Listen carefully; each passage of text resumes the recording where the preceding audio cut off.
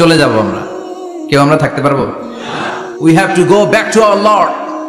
আমাদেরকে আমাদের রবের কাছে ফিরে যেতে হবে, নাকি আজীবন থাকবেন? কথা বলেন। চলে যেতে হবে। কখন যে কে চলে যায় তার কোনো ঠিক নাই। হ্যাঁ, কেউ জানি না, কিন্তু এতটুকু জানি যে চলে যাব। এদেশের আপকামিং একজন ইয়াং স্কলার হুট করে চলে গেলেন। নাম শুনছেন? কি নাম? হ্যাঁ, শাহাদাত ফয়সাল। আমাদের বয়সে বা আমাদের চেয়ে ছোট, আপকামিং মধ্যম পন্থার একজন আলেম ছিল, চলে গেল। অনেক আশা ভরসা ছিল অনেকের তার উপর যে সে he is an upcoming scholar, সে মধ্যমপন্থী। ডক্টর আব্দুল্লাহ জাহাঙ্গীর স্যারের নাম শুনেছেন? ভাল লাগে না কথাগুলো শুনলে? হৃদয়টা ঠান্ডা হয়ে যায়। কারো পক্ষপাতিত্বে যায় না, যেটা হক, যেটা সমাজের জন্য কল্যাণকর সেটার কথা বলে। এই মাঝামাঝি থাকতে পারাটা সবচেয়ে কঠিন, ঠিক কিনা? আল্লাহ বলেছেন ওয়াকাযালিকা জাআলনাকুম উম্মাতান ওয়াসাতান লিতাকুনু শুহাদা আলান নাস। তোমাদেরকে হতে হবে উম্মাতান ওয়াসাতান, মধ্যমপন্থী উম্মাত, মাঝামাঝি থাকতে হবে। কিন্তু আমরা এদেশে মার্জিনালাইজ করে ফেলি, বুঝতে পেরেছেন? এক প্রান্তে চলে যাই। যারা চরমনায়ের মুরিদ অন্যদেরকে আর দেখা যাবে না, যারা সরসিনার মুরিদ এরাই সব, অন্যদিকে যাওয়া যাবে না। যারা জামাত ইসলাম অন্যদিকে আর যাওয়া যাবে না। যারা হেফাজতে ইসলাম অন্য কারোর মধ্যে আর হক নাই। যারা আহলে হাদিস এরা তো সব নিয়েই গেছে, সব হক সুন্নাহ এদের কাছে, কারো মুখের কোনো কথা এদের কাছে কোনো দাম নাই। বুঝতে পেরেছেন? মাঝামাঝি থাকাটা এই বাংলাদেশে খুব কঠিন, কিন্তু আপনাকে মাঝামাঝি থাকতে হবে। আপনাকে ওয়াসাতিয়ার পদ্ধতিতে আসতে হবে, উম্মাতান ওয়াসাতা, মাঝামাঝি।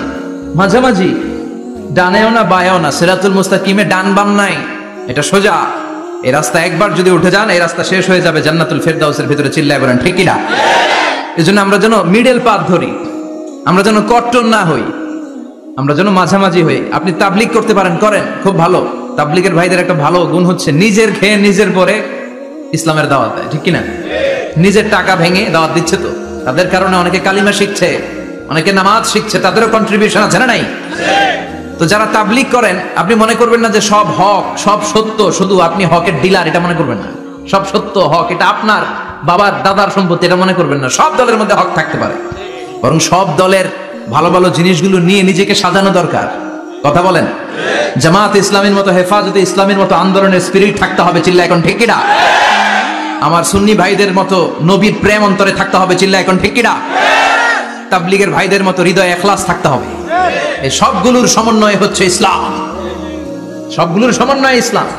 যেন কখনো মনে করবেন না যে আমি একদল করি তার মানে অন্য সব দল মনে হয় বাতিল, ওগুলো মনে হয় মুসলমান না, ওগুলো আমার চোখেই ধরে না। এটা ঠিক না, এটা ইহুদিদের স্বভাব। ইহুদিরা শুধুমাত্র হকের ডিলার মনে করতো নিজেদেরকে, ইহুদি ছাড়া বাকি কাউরে ওরা চোখে দেখতে পারতো না।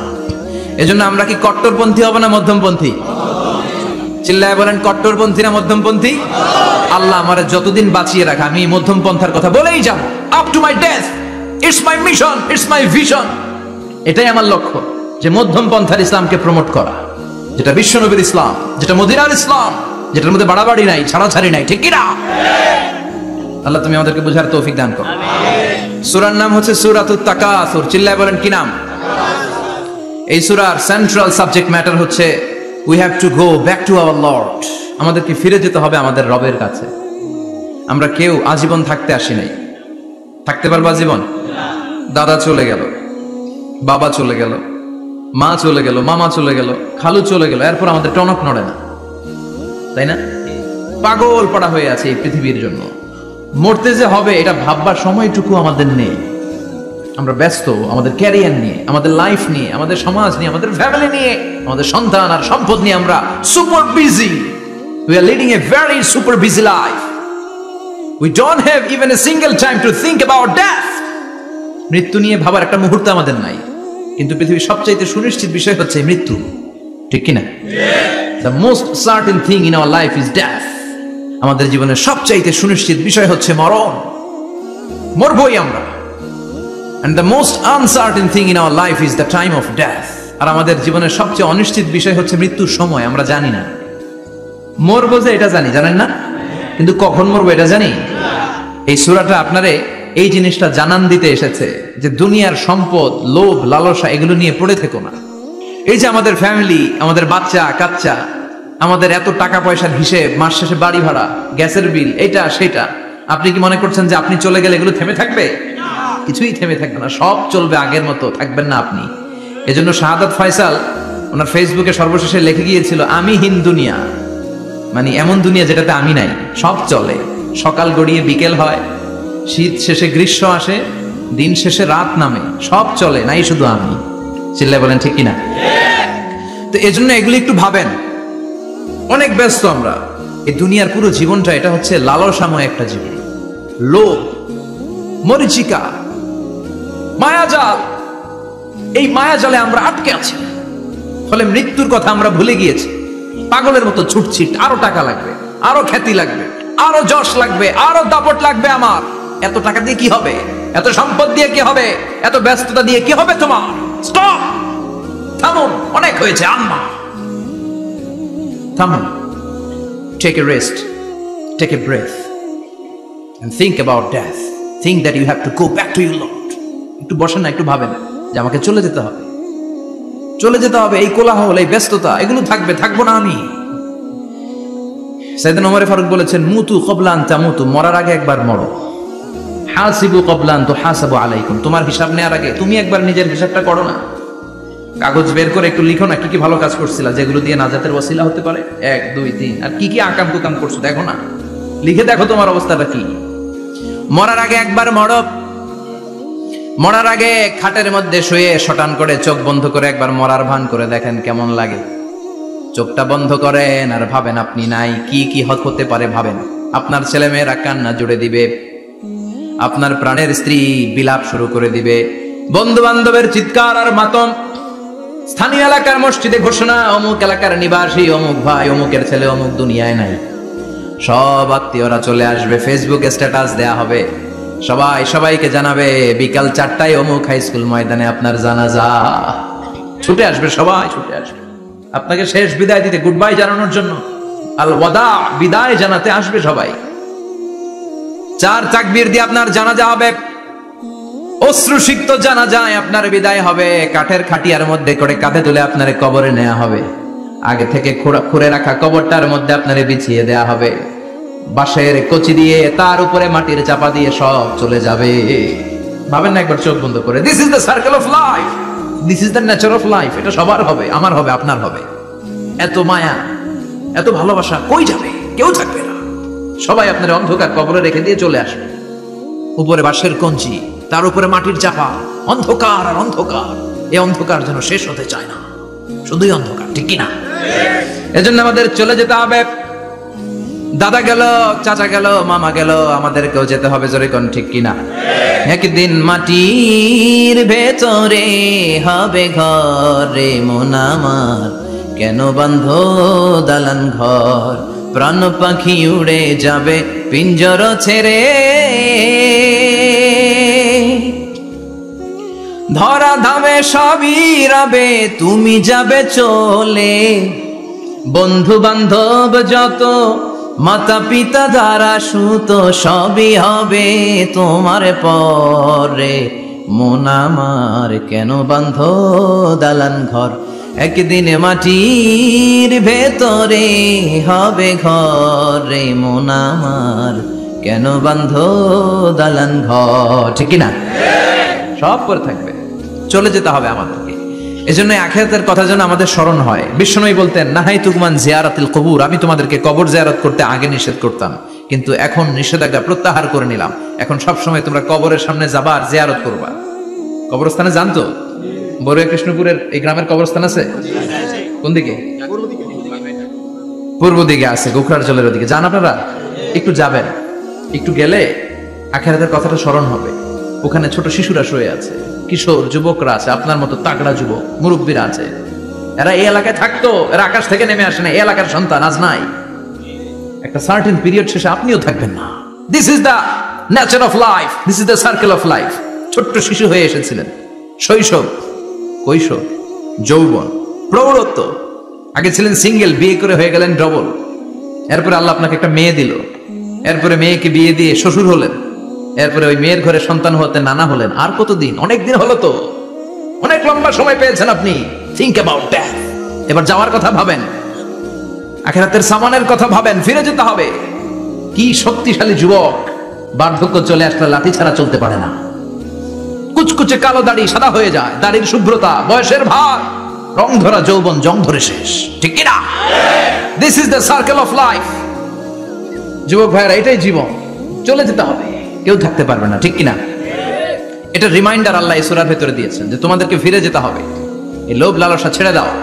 রব্বুল আলামিন বলেন, আলহাকুমুত তাকাসুরু হাত্তা যুরতুমুল মাকাবির। ও গোলাম, দুনিয়ার সম্পদ, লোভ লালসা তোদেরকে পাগল বানিয়ে দিয়েছে।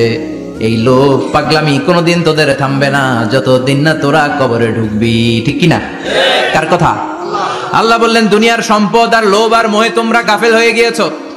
আখিরাতের কথা বেমালুম তোমরা ভুলে গিয়েছো, কিন্তু আখিরাতে তোমাদের যেতেই হবে, কবরের বাড়িতে তোমাদের ঢুকতেই হবে, ঠিক কি না? যেতেই হবে, আমরা ভুলে যাই। আলহাকুমুত তাকাসুর, অতিরিক্ত পাওয়ার লোভ, বেশি বেশি খাওয়ার লোভ, বেশি বেশি জমানোর লোভ মানুষকে গাফেল বানিয়ে দিয়েছে। এটা মানুষের স্বভাব, আরো চাই আরো চাই, এই স্বভাবটা আছে না নাই? দেখবেন ছোট বাচ্চারা মসজিদের দোয়া অনুষ্ঠান শেষে জিলাপি দেয় না? গৌরিয়া কৃষ্ণপুর কি দেয়?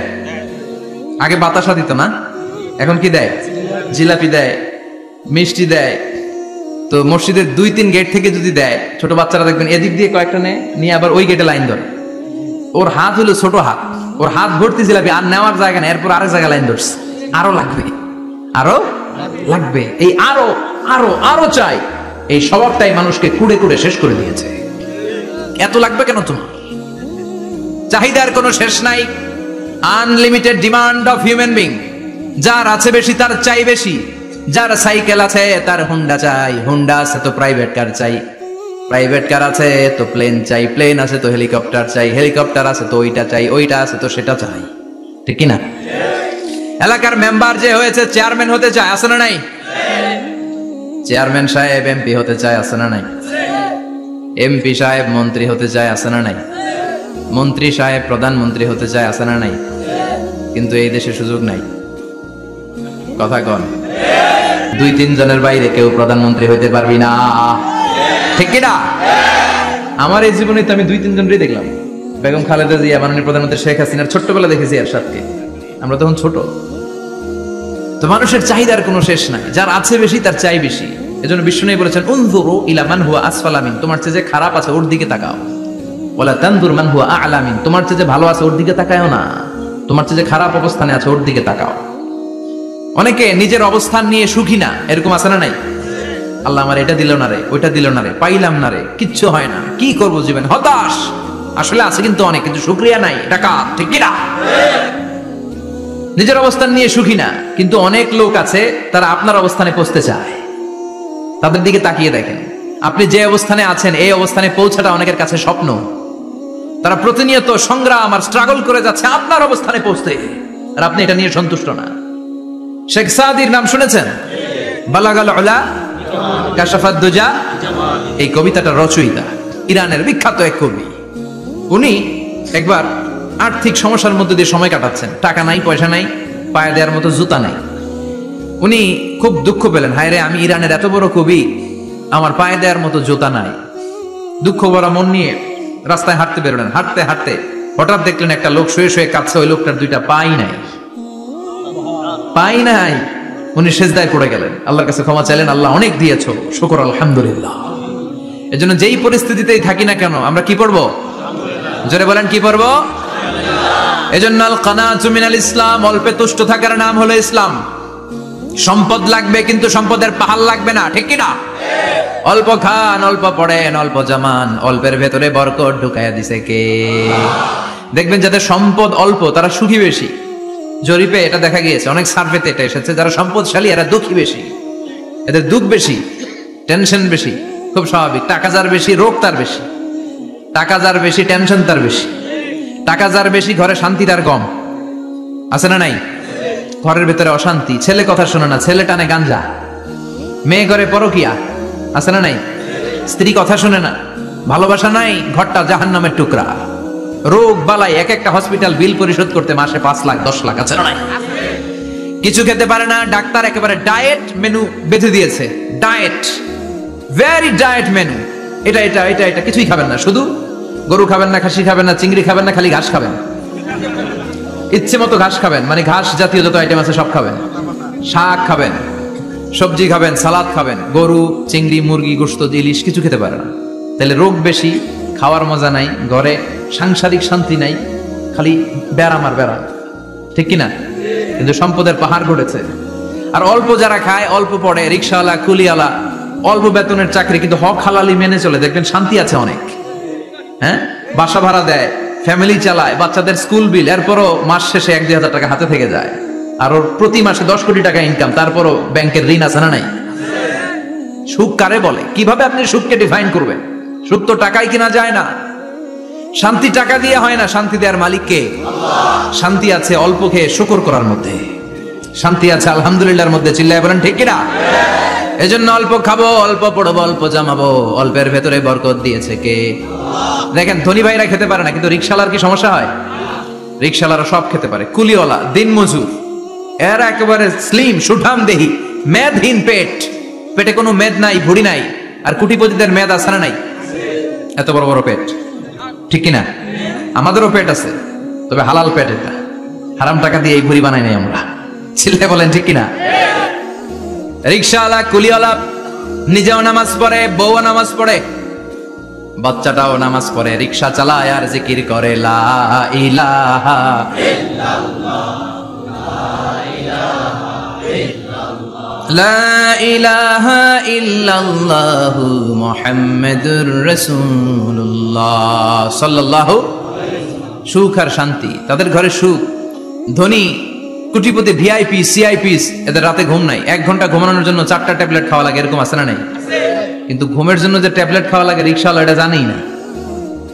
ওর যেখানে রাইত ওইখানেই, ওর মাথা বিছনায় লাগতে দেরি, ওর ঘুম আসতে দেরি হয়। ওর ঘুমে নাকের ডাকের আওয়াজে ট্রাকের ইঞ্জিনও ফেল। সুবহানাল্লাহ পড়েন। এজন্য অনেক বেশি সম্পদের পাহাড় করা লাগবে, এই চিন্তা যেন আমাদের মাথায় না আসে। চিল্লায় বলেন ঠিক কিনা? এজন্য রাব্বুল আলামিন বলেন আলহাকুমুত তাকাসুরু হাত্তা যুরতুমুল মাকাবির। বেশি বেশি সম্পদ উপার্জনের আকাঙ্ক্ষা তোমাদেরকে আখিরাত থেকে গাফেল বানিয়েছে।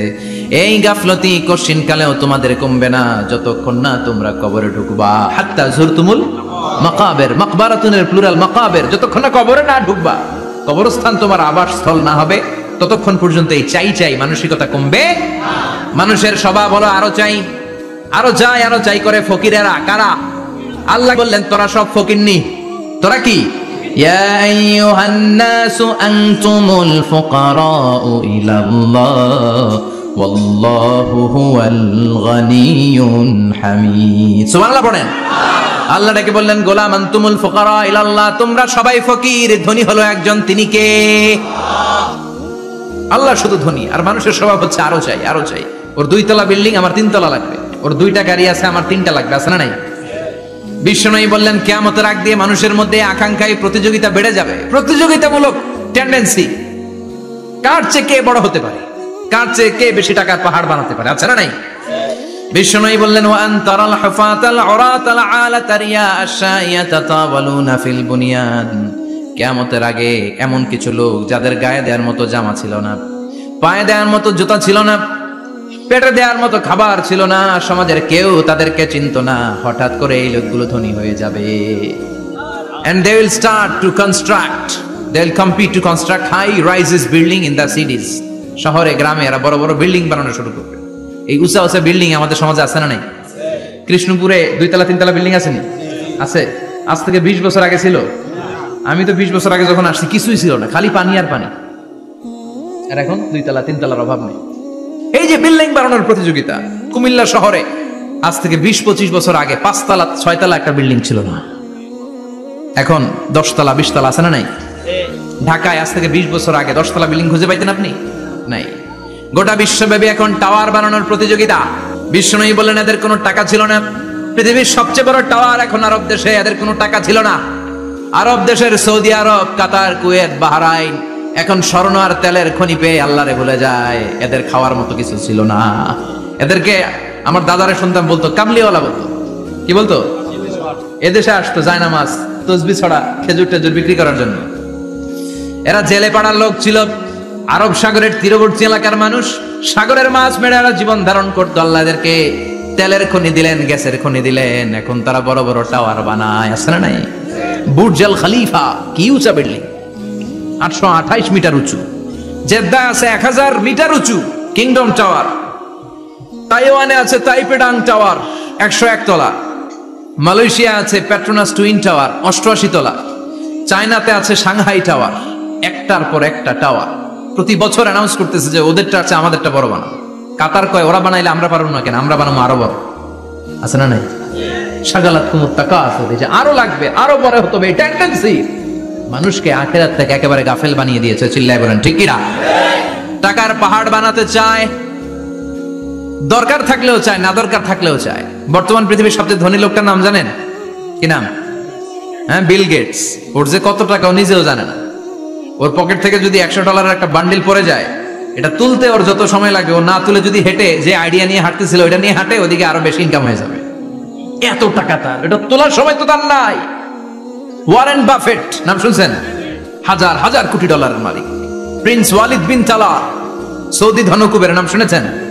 ওর একটা বিমান আছে, প্রাইভেট জেট প্লেন। এই বিমানটার 70% মেড অফ গোল্ড। বিমানের 70% স্বর্ণ দিয়ে বানানো। গত কয়েক বছর আগে আমি ব্রুনাই গিয়েছিলাম। ব্রুনাইয়ের সুলতানের নাম হাসান আল বালখিয়া।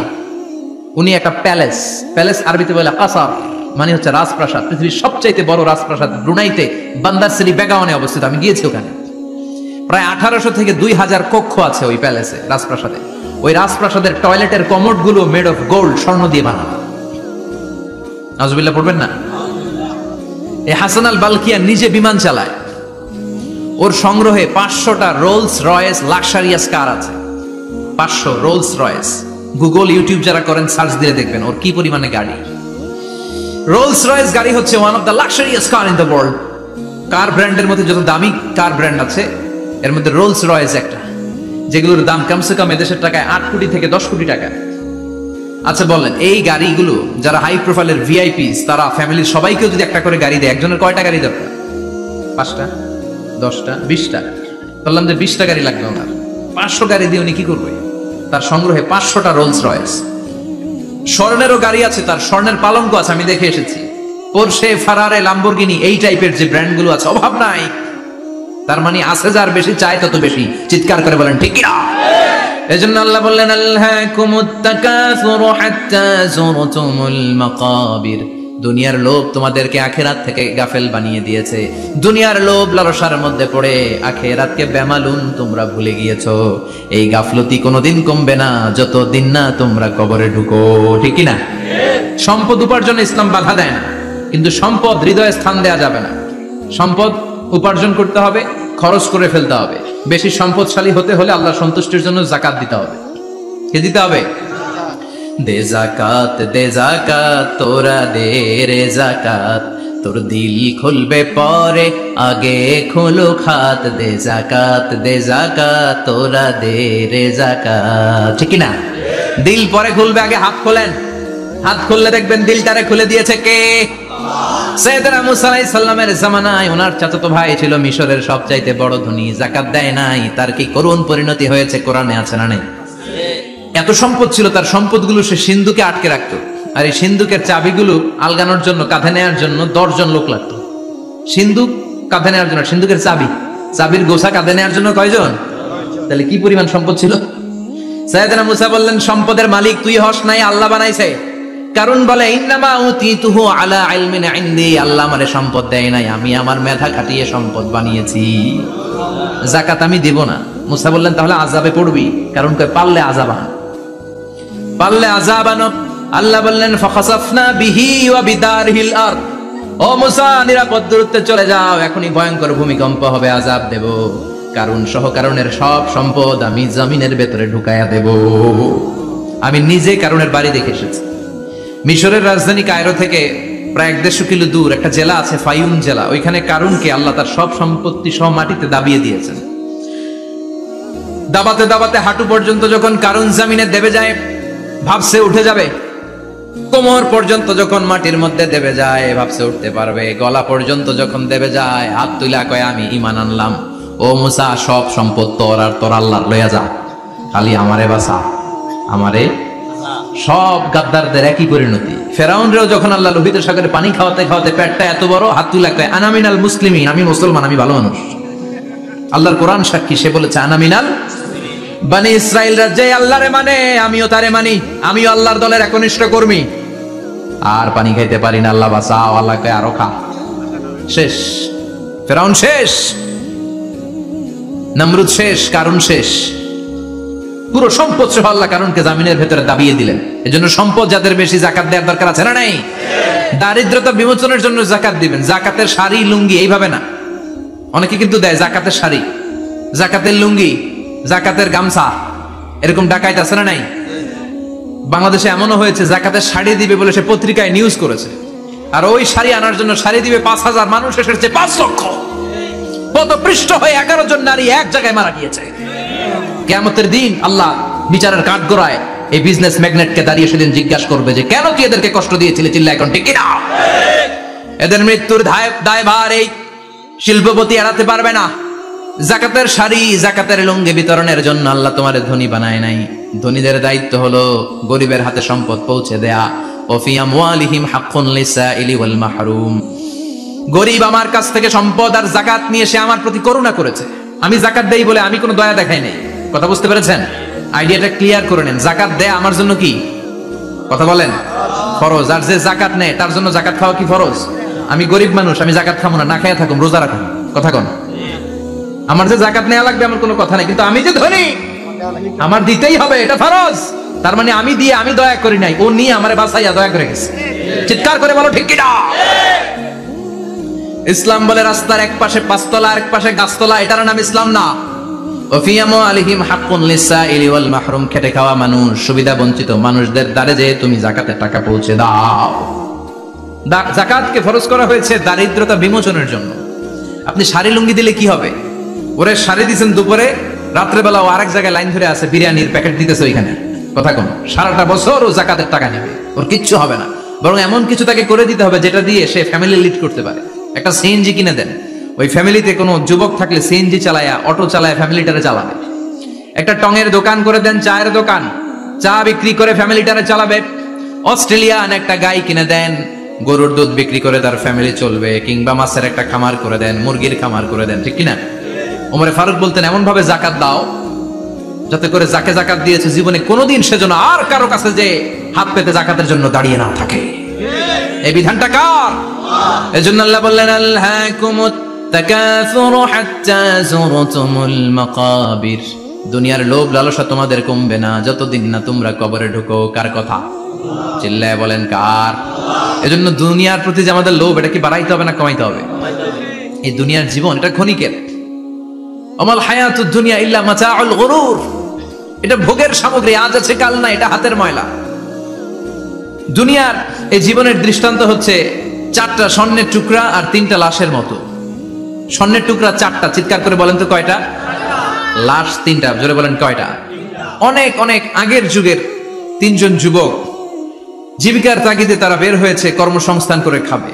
প্রতিমধ্যে তারা গুপ্তধন পেয়েছে, স্বর্ণের বার পেয়েছে, তো বড় বড় 4টা পেয়ে তারা মহা খুশি। আমাদের আর কাজ করা লাগবে না, এগুলো বেচে আজীবন খাবো, সুখে থাকবো। তো 3 জন মিলে বললো 4টা স্বর্ণের টুকরা 3 জনের মধ্যে ভাগ করে দেওয়ার আগে একজন এক কাজ কর, বাজার থেকে কিছু রুটি নিয়ে আয়, খুব ক্ষুধা লেগেছে, খেয়ে নেই। একজন রে রুটি আনতে পাঠিয়ে 2 জন মিলে ভাবে ওইটারে যদি মেরে ফেলতে পারি তাহলে তো তোর আর আমার মধ্যে কোনো ঝামেলা নাই। স্বর্ণের টুকরা কয়টা? তুই নিবি 2টা, আমি নেব 2টা। আর যেটারে রুটি আনতে পাঠাইছে ওইটা মনে মনে ভাবতেছে রুটির মধ্যে বিষ মিশাই নিয়ে যাবো।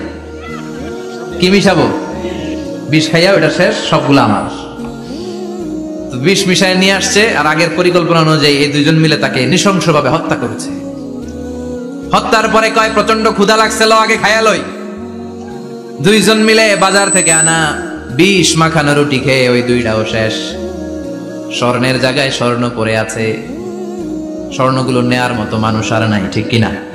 এজন্য মানুষের এই চাহিদা কমবে না। বিষ্ণু বলেন লাউ আন্না লিকুল্লি ইবনে আদম ওয়াদিয়ান মিন যাহাব আহাব্বা আই ইয়াকুনা ইলাইহি ওয়াদিয়ান। আল্লাহ প্রত্যেককে, আমাদের প্রত্যেককে যদি একটা করে স্বর্ণের পাহাড়ের মালিক বানিয়ে দেয়। কয়টা করে পাহাড় দেখছেন কোনোদিন? কই দেখছেন? চিটাং গেছিলেন? এই চট্টগ্রামে গেলে দেখা যায় কি পাহাড়।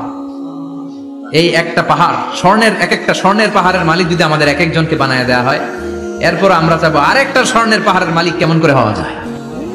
আচ্ছা বলেন তো, একটা স্বর্ণের পাহাড় আমার 14 পুরুষ বিক্রি করে খাইলেও শেষ করতে পারবো এটা? তো আরেকটা কেন লাগবে আমার? ওয়ালা ইয়ামলা আফাহু ইল্লা তুরাব। বিষ্ণু বলেন কবরের মাটি যতক্ষণ না তোর মুখে না ঢুকবে তোর এই চাওয়া চাওয়া খাই খাই সব বন্ধ হবে না। এজন্য আল্লাহ বললেন আলহাকুমুত তাকাসুরু হাত্তা যুরতুমুল মাকাবির। দুনিয়া তোমাদেরকে গাফেল বানিয়ে দিয়েছে, গাফলতি কমবে না যতদিন না কবরে ঢুকো। কবরে ঢুকা লাগবে, কবরে ঢুকা লাগবে না? কবরে আমাদেরকে যেতেই হবে, যেখানেই থাকেন। কবরের প্রশ্ন আছে না নাই? অনেকে বলে হুজুর বিমান হামলায় মারা গিয়েছে, বিমান জ্বলে পুড়ে ছাই হয়ে গিয়েছে, তার কবর কোথায়? তার আত্মাটা যেখানে আছে ওই জায়গায় প্রশ্ন আছে না নাই? অনেকে বলে হুজুর সাগরের মধ্যে পড়ে মারা গিয়েছে, তিমি মাছ খেয়ে ফেলেছে, তার কোনো অস্তিত্ব নাই, কিন্তু তার রুহুটা আছে না নাই? প্রতিটা রুহু সংরক্ষণ করে কে? প্রত্যেকটা আত্মা আল্লাহর কাছে সংরক্ষিত থাকে। প্রতিটা রুহু, প্রতিটা মানুষ মালাকুল মাউতকে দেখতে পায়। আপনিও দেখবেন, আমিও দেখব। মুমিনদের কাছে এসে মালাকুল মাউত একজন যুবকের বেশে সাদা ধবধবে জুব্বা পরে সুগন্ধি মেখে মুমূর্ষু ব্যক্তির শিয়রে বসে বসে বলে ইয়া আইয়াতুহান নাফসুল মুতমাইন্না, হে প্রশান্ত আত্মা, উখরুজি ইলা মাগফিরাতুল্লাহি ওয়া রিদওয়ানি, আল্লাহর ক্ষমা আর দয়ার দিকে বের হয়ে আসো। বলা মাত্রই মুমিনের আত্মাটা স্মুথলি বের হয়ে আসে। কাফান মিন আকফানিল জান্নাহ, হানুত মিন হানুতিল জান্নাহ, জান্নাত থেকে আনা সুগন্ধি কাফনের মধ্যে পেঁচিয়ে তিনি রূহটাকে নিয়ে ইল্লিনে চলে যায়। সরাসরি দেখে মালাকুল মাউতকে। আর যারা ইসলাম বিরোধী, কোরআন বিরোধী, তাদের সামনে এসে মালাকুল মাউত ত্রাস সৃষ্টি করে। আগে ধমক। হাইওয়েতে মাঝে মাঝে ডাকাতি হয় না? বাসগুলোর মধ্যে যখন ডাকাতি হয়, বাসে থাকে 50 জন, ডাকাত ঢুকে 5 জন, এই 5 জনের ভয়ে সবগুলো পেশাব করে দেয়। কারণ ত্রাস সৃষ্টি করে। এসেই চাইনিজ কুড়াল দিয়ে আগে কুবায় দেয় 4-5 জনের। রক্ত দেখে কি দেওয়ার সব আগে রেডি করে রাখে। মালাকুল মাউত এসে কাফের নাস্তিক মুশরিকদের সামনে সেরকম একটা ত্রাস সৃষ্টি করে, ভয়ে লোকটা কাঁপতে থাকে।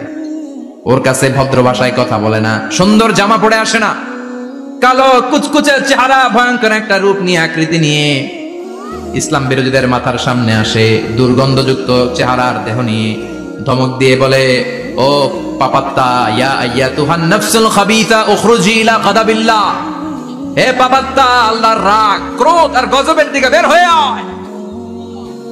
মুমিনের আত্মা বলার সাথে সাথে যেমনি মুমিনের দেহ থেকে বের হয়ে জান্নাতি কাফনের ভেতরে ঢুকে, কাফেরদের আত্মাও কি এরকম তাড়াতাড়ি বেরোতে চায় নাকি? কাফেরদের আত্মা বেরোতে চায় না। ডানে দৌড়, বায়ে দৌড়, সামনে দৌড়, পেছনে দৌড়, আহা দৌড়াদৌড়ি করে। মালাকুল মাউত এটাকে টেনে হিচড়ে, একটা জীবিত ছাগলকে জবেহ না করে, জবাই না করে, তার চামড়া উল্টার দিকে টেনে হিচড়ে বের করলে ছাগলটা যত কষ্ট পায়, এর চেয়ে কমসে কম 70 গুণ বেশি কষ্ট দিয়ে কাফের মুশরিক আর গাদ্দারদের রূহ কবজ করা হয়। আল্লাহ এই পরিস্থিতি থেকে তুমি আমাদের বাঁচাও। মুমিনদের রূহ যেমনি কবজ হয়, ওইভাবে রূহ কবজের ব্যবস্থা করে দিও। ইমানের মৃত্যু নসিব করে দিও, শাহিদি মৃত্যু নসিব করে দিও। আমাকে শহীদ করে সেই মিছিলে শামিল করে নিও, যে মিছিলের নেতা মীর হামজা খোবায়েবে খাবাব, আল্লাহর কাছে ছিল অতি প্রিয়, শামিল করে নিও। আমাকে শহীদ করে সেই মিছিলে শামিল করে নিও। পড়েন আমিন। আরো জোরে পড়েন আমিন। তার মানে বিমান দুর্ঘটনায় হোক, কিংবা লঞ্চ ডুবিতে হোক, কিংবা আগুনে পড়ে হোক, কিংবা আত্মঘাতী হামলায় হোক, যে যেখানেই মারা যায়, কবরের 3টা প্রশ্ন তার জন্য আছে না নাই?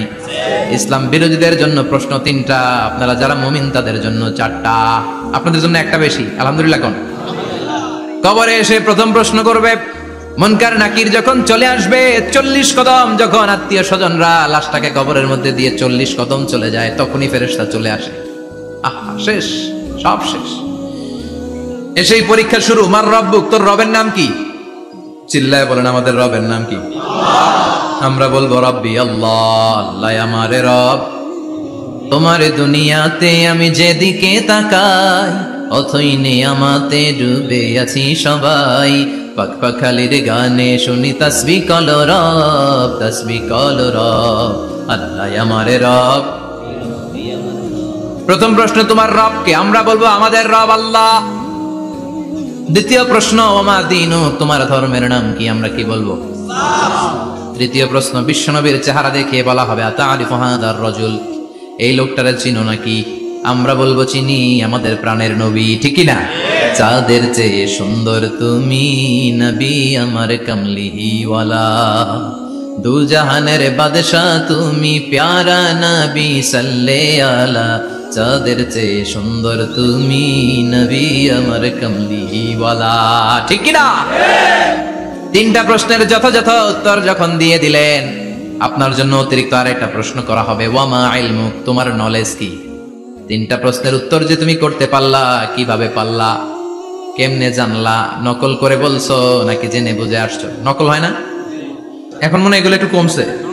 একটা সময় ছিল অনেক নকল হইতো, পাঞ্জাবের ভিতরে নকল, পকেটে নকল, টুপির ভিতরে নকল, মৌজার ভিতরেও নকল, এমনকি মেয়েরাও নকল করে পরীক্ষার হলে আসে না নাই? স্কেলের মধ্যে লিখে নিয়ে যায়, হাতের মধ্যে লিখে নিয়ে যায়, ওড়নায় লিখে নিয়ে যায়, কাপড়ে লিখে নিয়ে যায়, আসে না নাই? ফেরেশতারা বলবে নকল করছো নাকি? কেমনে জানলা? তিনটা প্রশ্নের উত্তর তুমি কেমনে বললা? আল্লাহ তোমার রব, ইসলাম তোমার ধর্ম, এই লোকটা বিশ্বনবী কেমনে চিনলা? আপনাকে তখন বলতে হবে আমি কোরআন থেকে শিখেছি, আমি হাদিস থেকে শিখেছি, আমি ইসলাম জেনে বুঝে মেনেছি, আমি আন্দাজে কোথাও করি নাই। চিল্লা এখন ঠিক কিনা? আপনাকে বলতে হবে, এজন্য শিখতে হবে, প্রতিনিয়ত ইসলাম সম্পর্কে জানতে হবে, আখের গোছাতে হবে, জীবনটাকে আলোকিত করতে হবে। চিল্লায় বলেন ঠিক কিনা? চারটা প্রশ্নই যখন হয়ে গেল, ফেরেশতারা বলবে আহলান ওয়া সাহলান ওয়া মারহাবান বিক, খোশামদেদ, কংগ্রাচুলেশন, খোশামদেদ, কংগ্রাচুলেশন, সব প্রশ্নের উত্তর তুমি পেরেছো। ফায়ুফসাহু লাহু কবরুহু 70 যিরান, আপনার কবরটারে 70 হাত লম্বা করে দেয়া হবে। ওয়া ইফতাহু লাহু বাবুন ইলাল জান্নাহ, আপনার কবর থেকে জান্নাতের দিকে দরজা খুলে দেয়া হবে। ওয়া ইউলবাসু মিন লিবাসি আহলিল জান্নাহ, জান্নাতের দুইটা রেশমি কাপড়ের পোশাক এনে আপনারে পরিয়ে দেয়া হবে। আর বলা হবে নাম কানাউ মিলা আরুস, ঘুমাও, sleep, you should get some sleep now, তোমাকে লম্বা সময় পাড়ে দিতে হবে, ঘুমাও। কানাউ মিলা আরুস, যেমনি বর বাসর রাতে আরামসে ঘুম দেয়, বাসর রাতে যেমনি বর কনেকে নিয়ে মধুর ঘুম দেয়, তুমিও ঘুমাও, কেউ তোমার ঘুম ভাঙবে না। কিয়ামতের জন্য ইসরাফিলের সিংহায় যে ফুৎকার আছে, ওই ফুৎকার ছাড়া কোনো কিছুই তোমার ঘুম ভাঙাতে পারবে না। আলহামদুলিল্লাহ পড়েন। আল্লাহ আমরাও যেন চারটা প্রশ্নের উত্তর দিয়ে লম্বা একটা ঘুম দিতে পারি, পড়ে না আমিন। ওয়াম্মাল কাফির ওয়া আহলুশ শিমাল, আর ইসলাম বিরোধী যারা, তাদের সামনে আসবে মালাকান আসওয়াদান আজরাকান, কৃষ্ণ বর্ণের দেহ, নীলাভ বর্ণের দুটো চোখ, গায়ের রং কালো, চোখের রং নীল, দেখতে কেমন লাগে? আলিফ লাইলার ভূতের মতো, কথা কন। গায়ের রং কালো, চোখের রং নীল। ফেরেশতা দুইটা আসবে, এসে ত্রাস সৃষ্টি করবে, এসে বলবে বল তোর রবের নাম কি? মার রব্বুক। মুশরিক, কাফের, নাস্তিক এরা বলবে আমি জানি না আমার রবকে,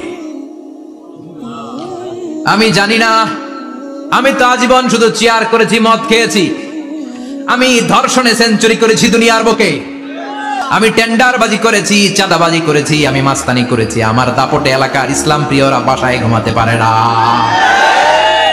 আমি ছিলাম টেন্ডারবাজ, আমি ছিলাম গডফাদার, সন্ত্রাসীদের লিডার, আমি ছিলাম ডন 1 2 3 সব, আমি ছিলাম ডনের ডন,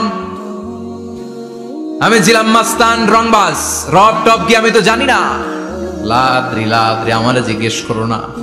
আবার প্রশ্ন করা হবে ওয়ামা দীনুক, তোর ধর্মের নাম কি? বলবে লা আদরি, আমার কোনো ধর্ম নাই, আমার কোনো ধর্ম নাই, আমি শুধু মৌজ মাস্তিতে ছিলাম, আমি আনন্দ ফুর্তি করেছি, ইসলাম নিয়ে আমার মাথা ব্যথা ছিল না, আজীবন ইসলামরে আমি বাস দিয়েছি। চিল্লায় বলেন ঠিক কিনা?